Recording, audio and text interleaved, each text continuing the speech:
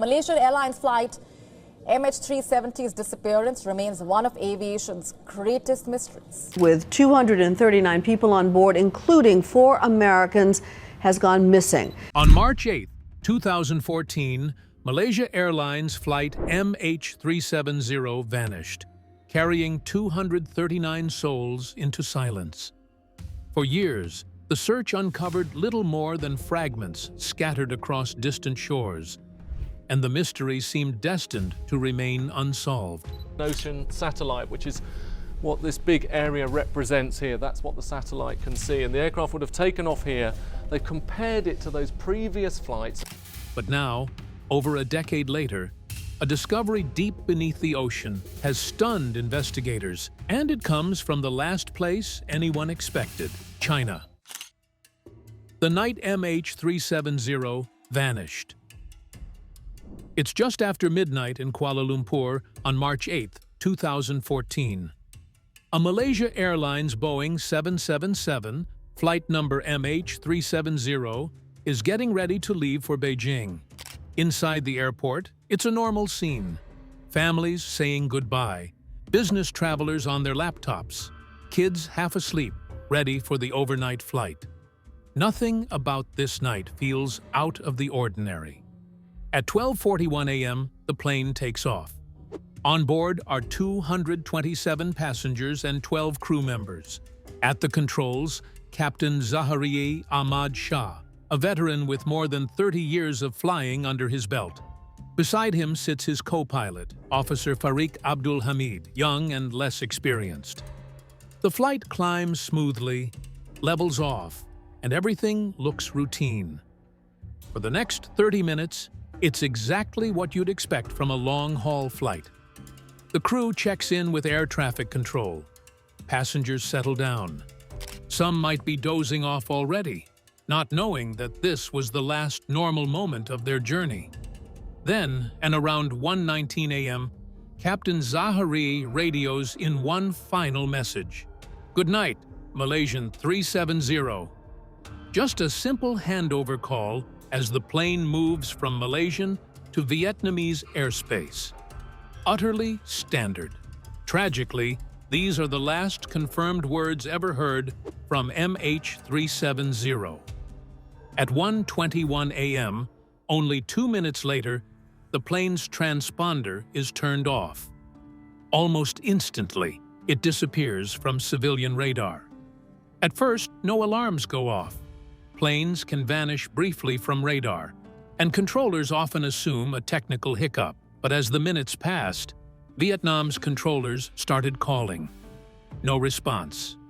Malaysia tried too, and still nothing. Later, military radar painted a far stranger picture. It showed the plane had actually turned back, cutting across the Malay Peninsula and heading out toward the Andaman Sea. It continued flying until about 2:22 a.m., when it finally dropped off military screens. Around 2:40 a.m., the airline acknowledges that contact has been lost. The flight is officially declared missing. Families awaiting arrivals in Beijing are told the plane never landed. Imagine standing in the arrivals hall, watching every other passenger emerge, except yours. And it gets even stranger. Military radar picks up something civilian radar missed. MH370 didn't just vanish into thin air. The plane had actually turned around, crossed back over Malaysia, and kept flying without even so much as a distress call. And as expected, the news explodes worldwide. How does a 200-foot-long Boeing 777 disappear in an age of satellites and non-stop communication? The first search attempts. As soon as news broke that MH370 was missing, the search got moving fast. Within hours, ships and planes were scrambled to the waters between Malaysia and Vietnam. That's where people thought the plane had last been seen. So the South China Sea became the first target. It sounded simple enough. Find a big jet, somewhere in that stretch of water. But it didn't take long before everyone realized this was going to be far from simple. Dozens of vessels from many nations soon joined in. Malaysia took the lead initially, but China, Australia, Vietnam, the United States, and others contributed ships, aircraft, and specialist teams. Satellite imagery and remote sensing were brought into play. The search area was massive, yet the ocean gave nothing in return. No floating debris, no oil slick, not even a confirmed seat cushion. It was as if the sea had swallowed it all. The pressure from everyone was enormous. Families were demanding answers, and the public was glued to updates that changed every single day. One moment, there were reports of debris spotted from the sky. The next moment, search teams would arrive and find nothing. False leads piled up, and frustration grew. But soon after, there came a turning point. After checking military radar data more closely, investigators realized MH370 had taken a very different path than first believed. Instead of heading northeast toward Vietnam, the plane had swung west, crossing back over Malaysia. From there, satellite handshakes showed it kept flying for hours toward the open Indian Ocean. That revelation was shocking, because it meant that for days, ships and planes had been searching the wrong ocean. The hunt shifted south. Now the focus was on the Indian Ocean, one of the most remote and least explored places on Earth. This was not like searching the busy waters of the South China Sea. The Indian Ocean is vast, deep, and wild. To put it in perspective, some search zones were as far from land as you can possibly get. Just getting ships there took days. Australia stepped in to coordinate the next phase, and Perth became the hub for operations. Planes flew long hours over empty waters, while ships dragged sonar equipment below the surface. Everyone hoped to pick up a trace of the missing jet. But again, nothing. Time and money were being poured into the effort, yet no wreckage was showing up. It's hard to explain how difficult this job was. The Indian Ocean floor is rugged, with trenches, ridges, and underwater mountains. It wasn't like scanning a flat surface. The deeper the search went, the harder it became to spot anything unusual. And all the while, the clock was ticking. Black box recorders only transmit signals for about 30 days. Every day without a discovery meant the chance of hearing those signals slipped away. By the end of those first frantic weeks, the world had gone from expecting a quick answer to realizing they were in for a long and painful mystery. The first search attempts showed just how hard it would be to track down MH370. Instead of closure, families and investigators were left with more questions than answers, and the mystery was only deepening. The world watches in shock. When a plane goes missing, it's usually only a matter of hours before the wreckage is found. But with MH370, hours turned into days, and days turned into weeks. The whole world was watching in real time as this strange mystery unfolded, and the sense of disbelief just kept growing. News networks couldn't get enough of it. From CNN to the BBC, every headline was about the missing plane. Round-the-clock coverage filled TV screens, and experts lined up to give their take on what could have happened. One night, you'd hear someone say it was a catastrophic mechanical failure. The next day, another analyst would argue it must have been deliberate. The truth was, nobody really knew. But that didn't stop the speculation from spreading. For families, the constant media circus was unbearable. Many had flown to Kuala Lumpur, hoping for answers directly from the airline and the Malaysian government. Instead, they were given daily briefings that seemed vague and often confusing. Some accused officials of hiding information. Others begged for more help from international partners. Tensions ran high and emotions boiled over at press conferences. Parents shouted, spouses cried, and reporters were there to capture every second. Meanwhile, across the globe, people were glued to their phones and television. It was one of the first times in history that a disappearance of this scale played out so publicly, with social media amplifying every rumor and theory. Hashtags about MH370 trended for weeks. Some claimed the plane had been hijacked and landed on a secret airstrip. Others insisted it had been shot down. Wild ideas flooded the internet, making it even harder for families to separate fact from fiction. Governments faced their own pressure. China had the largest number of citizens on board, and public anger there was fierce. Protesters gathered outside the Malaysian embassy in Beijing, demanding answers. Leaders from Malaysia, Australia, and China had to walk a fine line between showing empathy and managing expectations, all while juggling the massive international search effort. It was a delicate, almost impossible balance. At the same time, the story had struck a nerve because air travel is something so many of us take for granted. People couldn't wrap their heads around how a modern jetliner, equipped with advanced technology, could just vanish. If it could happen to MH370, could it happen to any flight?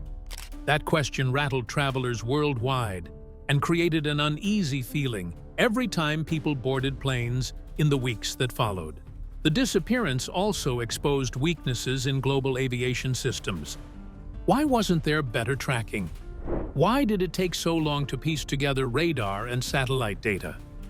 These were the questions being asked not just by journalists, but by ordinary viewers who suddenly realized the skies weren't as closely monitored as they'd thought. The theories that refused to die. In today's world of satellites, radar, and constant surveillance, the idea of a plane simply vanishing feels unthinkable. That's part of why MH370 has become one of the most discussed mysteries of our time. Over the years, several theories have come up, and while investigators have addressed many of them, they still haven't completely gone away. One of the most persistent explanations is mechanical failure. A sudden fire, a decompression, or an electrical failure could explain why the pilots lost contact and why the plane's systems stopped working. Some experts believe the crew might have been overcome by smoke or lack of oxygen, leaving the plane to fly on autopilot until it ran out of fuel. This is sometimes called the ghost flight theory. It explains why there was no distress call and why the aircraft seemed to make strange turns before heading south into the Indian Ocean. The Australian Transport Safety Bureau, ATSB, which led parts of the investigation, considered this possibility seriously.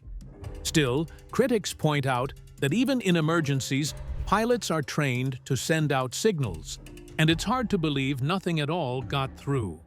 Another theory that refuses to die is hijacking. With 239 people on board, including nationals from 14 different countries, the flight could have been a target. 239 people were heading for Beijing. The disappearance of flight MH370 is one of the biggest mysteries in modern aviation history. Some argue that the plane's sudden change in direction shows someone deliberately took control. At first, fingers were pointed at terrorist groups, but no one ever claimed responsibility. That in itself is unusual, because terror groups usually want attention. The lack of any credible claim weakened this theory, but it hasn't erased it. Some have speculated that the plane might have been flown to a remote base, though no evidence has ever supported this. Some theories focus on the cockpit itself. Captain Zahari Ahmad Shah, who owned a home flight simulator, became the subject of intense scrutiny after investigators found deleted data showing practice routes toward the Indian Ocean. Investigators later said those routes were incomplete and not proof of intent, but the suspicion lingered. Some media outlets ran with the narrative of a pilot self-harm, especially since similar cases have happened before, like the Germanwings Flight 9525 crash in 2015. However, Zahari's family and colleagues have strongly denied these claims, insisting he was a professional and had no reason to harm himself or others.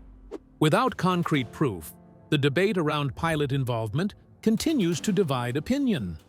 Then there are the more unusual theories. Some people believe the plane was accidentally shot down, with MH370 flying near sensitive military zones and passing through airspace of several countries. The idea is that it could have been mistaken for a threat. Supporters of this theory point to past cases, like Iran Air Flight 655 in 1988, which was shot down by a U.S. Navy cruiser. But again, no country has ever admitted to such an action. And it's hard to imagine all the involved nations keeping a secret of that scale for so long. Some point to the cargo hold. MH370 was carrying lithium batteries and other goods, and rumors quickly spread that dangerous or secret items were on board. Others claimed there were items in the hold that could have made the flight a target, or that governments covered up what really happened to avoid scandal. These theories often pop up in online forums, but official investigations have never confirmed anything unusual about the cargo. And of course, there are the wild conspiracy theories. Everything from UFOs to secret bases has been suggested. While these capture imagination, they don't hold up under serious examination. The real tragedy is already mysterious enough without needing science fiction added in. China's role in the search.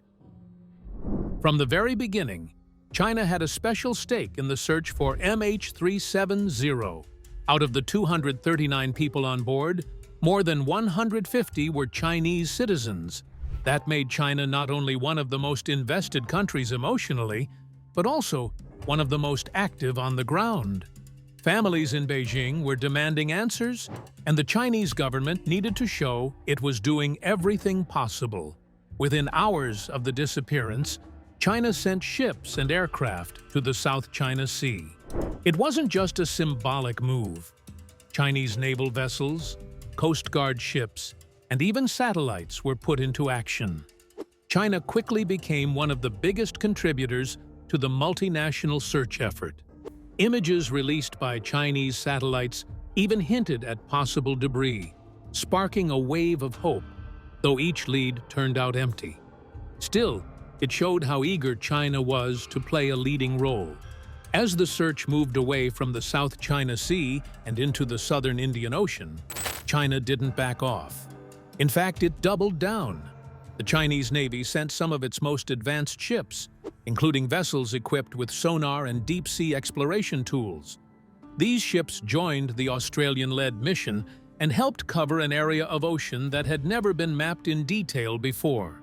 This is one of the overlooked parts of the MH370 story. Before any underwater search could begin, scientists had to create new maps of the seafloor to ensure safety. Much of the Indian Ocean was a blank spot on modern charts. China's ships carried out large-scale bathymetric surveys, scanning the ocean floor with sonar to build the first detailed images of those regions. In the process, they uncovered mountains, ridges, and trenches no one had ever seen. Even if no wreckage was found, the data was groundbreaking. For China, it wasn't only about helping the families, but also about showing leadership in a crisis. Chinese officials gave daily briefings, sent search updates to international partners, and pushed Malaysia for clearer communication.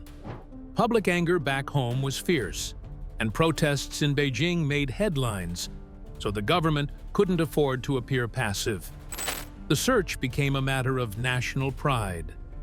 Of course, this didn't mean the effort was smooth. Communication between all the countries involved was often messy. Different agencies released conflicting information, and China was sometimes frustrated with how Malaysia handled the investigation. But despite those tensions, Chinese involvement kept the pressure on, making sure the world's attention didn't drift away. Debris found, but no plane. For more than a year, the search for MH370 turned up nothing. Ships scanned the waters, planes flew over the ocean, and submarines were sent deep down. Still, there was no trace.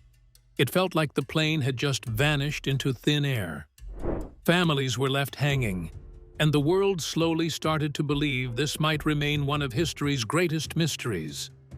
Then, in July 2015, something washed ashore on Réunion Island, a small French territory in the Indian Ocean. It looked like part of an airplane wing, and at first nobody was sure what it was. But when experts examined it, the answer hit like a thunderbolt. It was a flaperon, and it belonged to MH370.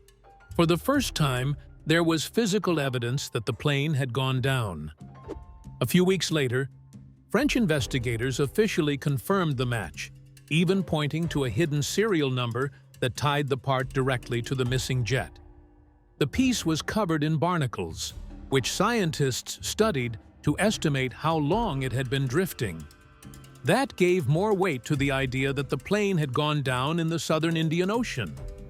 The news spread quickly, and people everywhere held their breath. After more than a year of nothing, finally, there was something. Families of the victims cried, some with relief that there was proof, others in pain because the discovery confirmed their worst fears. Many thought this was the beginning of the end of the mystery. If one piece had been found, surely the rest couldn't be too far. But that hope was short-lived. In the months that followed, more debris turned up, but never the main wreckage. Beaches in Madagascar, Mozambique, South Africa, and even Mauritius reported parts linked to MH370. Some were small, like cabin panels. Others were larger, including more wing parts. Some of the most striking finds included a horizontal stabilizer in Mozambique and cabin panels in Tanzania, all showing signs of heavy damage. These pieces proved the plane had shattered, though investigators debated whether it broke up on impact or earlier in the air. By 2018, over 30 pieces had been collected, all scattered across the Indian Ocean. The debris told two important stories. First, it confirmed beyond doubt that MH370 had ended up in the ocean. But second, it emphasized the ocean's relentless power. The currents had carried pieces thousands of kilometers from where the plane likely crashed, which just made the search much harder. It was like trying to solve a puzzle where most of the pieces had been swept away. Investigators tried to work backwards. Scientists studied ocean drift, looking at how currents might have moved the debris to the shores where it was found. The idea was that if you trace the drift far enough back, you might find the crash site. It helped narrow the possible areas, but the ocean is unpredictable. Even the best models could only give a rough guess, not a precise location. And the heart of the frustration is that finding bits and pieces is not the same as finding the plane. The debris gave clues, but it couldn't explain what actually happened. Without the main wreck or the black boxes, the world was still left with more questions than answers. Why the search stopped? For years after MH370 went missing, the search was called the most expensive in aviation history. Dozens of countries got involved. Billions of dollars were poured into ships, submarines, and scanning technology. And yet, nothing seemed to bring the world closer to the wreck. At some point, the question became unavoidable. How long could the search go on without answers? By 2017, Australia, Malaysia, and China had covered more than 120,000 square kilometers of ocean floor. To put that into perspective, that's an area about the size of Greece. It was an incredible effort that included deep-sea mapping, sonar scanning, and underwater drones being used. But despite this massive operation, not a single sign of the plane's main wreckage was found. The longer the search went on, the more it drained resources. Every day out at sea costs millions. Families kept pushing for the search to continue, but officials had to balance the costs against the lack of results. Eventually, the three countries leading the mission came to a hard decision. In January 2017, they officially suspended the search. The statement they released said the operation had gone as far as possible with the information available. For the families of the passengers, this decision felt like a punch in the gut. After years of waiting, they were being told the search was over without any reasonable answers. As Malaysia's Prime Minister announced with deep sadness and regret that the missing flight MH370 was indeed lost. It crashed, he said, into the southern Indian Ocean with no chance that anyone survived. Many accused the governments of giving up too soon. For them, stopping meant abandoning their loved ones in the middle of the ocean. They wanted leaders to keep going, no matter the cost. But from the perspective of the governments, there was another issue. Nobody knew exactly where to look next.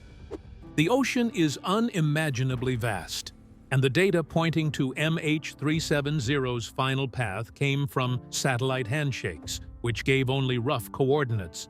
Without more concrete clues, continuing would mean searching blindly, with no guarantee of success.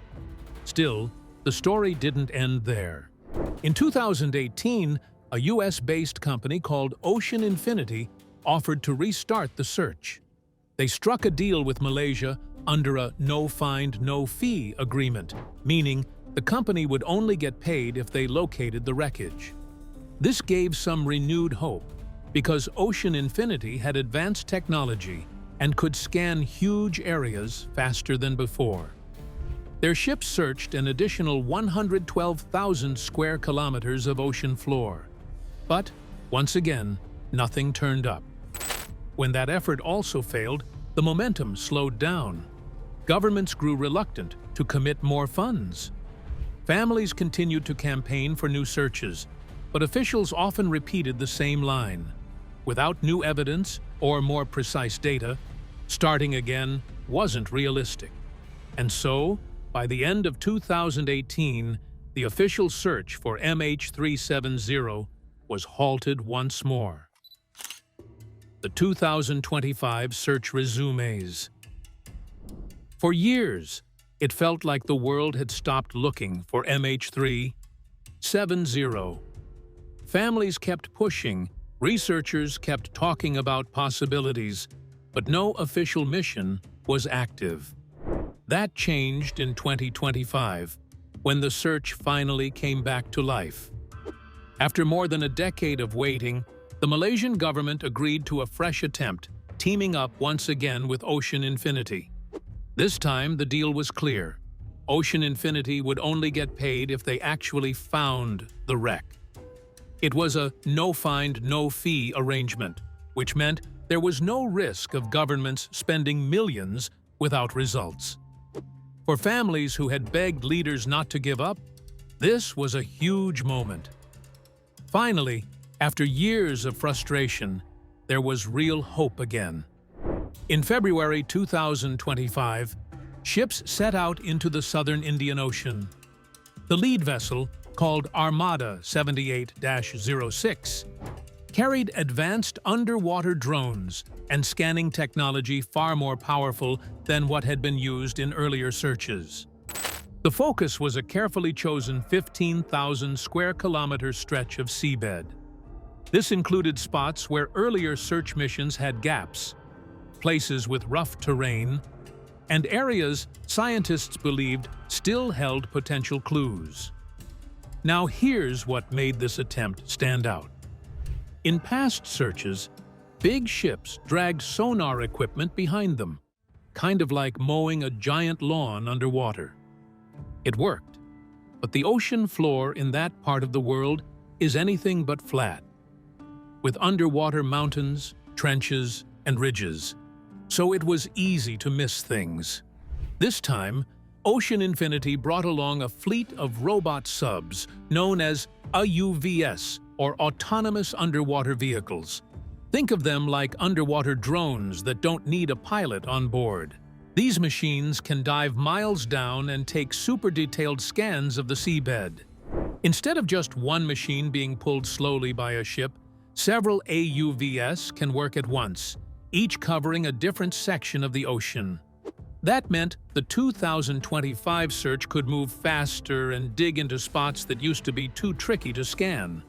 And it wasn't just the hardware that had improved.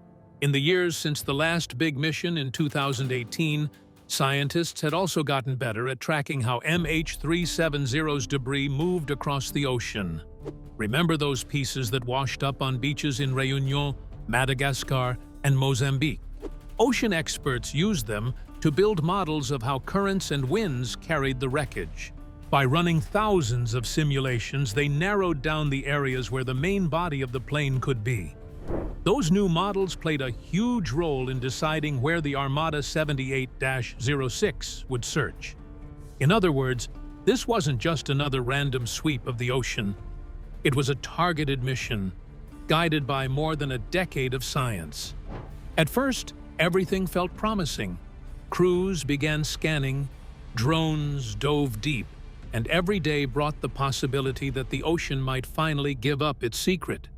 Families watched closely, news outlets reported updates, and the world held its breath again.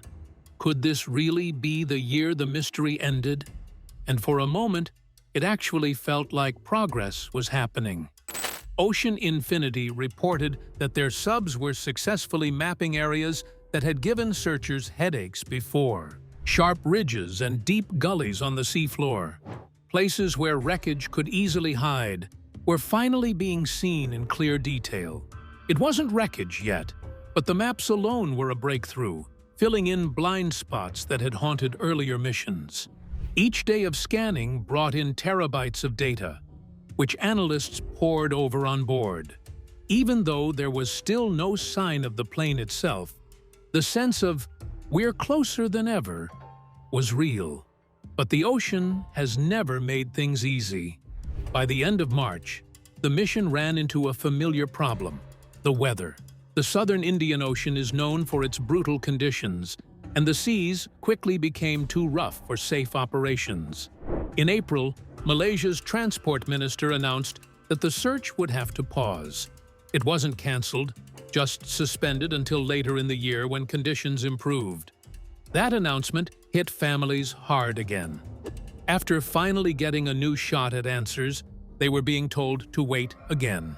Still, there was a sense of determination this time that hadn't always been there before. The search ship left the area to restock supplies, but the plan was to return before the end of 2025. And that's the key difference. Earlier searches sometimes ended with the feeling of, "this might be it. We're done." But this time, both Malaysia and Ocean Infinity made it clear that the break was temporary and that the mission wasn't over. The head of Ocean Infinity told Jeffrey Thomas of Airline News that Ocean Infinity will search until they find MH370. Every square of seabed scanned was progress, and the technology gave searchers more confidence than ever that the wreck would not slip through their fingers again. Families knew the wait would be painful, but they also knew the effort was stronger than anything tried before. So for now, the world is once again in a waiting game. The ship will head back when the seas calm down, and when it does, every scan and every dive could bring the discovery that has eluded searchers for more than a decade. Whether or not 2025 will finally end, the mystery remains to be seen. But at least, after years of silence, the search is alive again. What do you think? Can cutting-edge technology finally crack a mystery that has haunted the world for more than a decade? Or is MH370 destined to remain one of aviation's greatest unsolved puzzles?